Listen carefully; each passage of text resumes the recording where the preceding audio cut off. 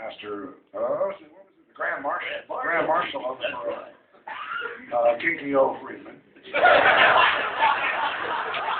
And the place, unfortunately, during the parade, and this was at a time when we were riding high, and there were kids everywhere. I mean, just mobs of young people at this parade. And I was in a vehicle moving at about 1 mile per hour. I was not driving.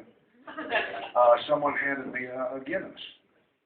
And I took a sip of it, and the Dallas Morning News got a photo of that. That's correct. And this breaks the Texas law, which is the open container law, which is if the vehicle's moving, you can't have an alcoholic beverage.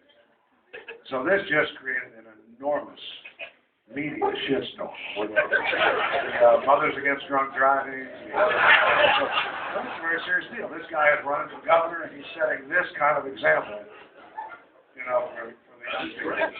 Oh my God. So, no, it was a close call, and it was exactly what I'm talking about wussification in Texas. So we called a press conference, and I told the media that I admitted that I did drink the Guinness, but I did not swallow it.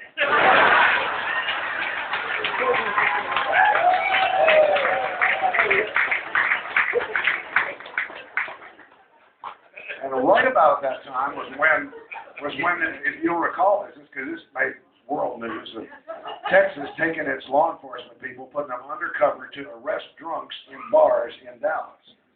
And this is just, I mean, in hotel bars. If you're a drunk, that's where you ought to be.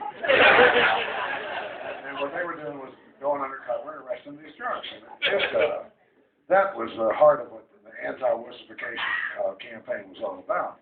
That was wrong to do. And that was when I told them that the story of how Oscar Wilde was arrested.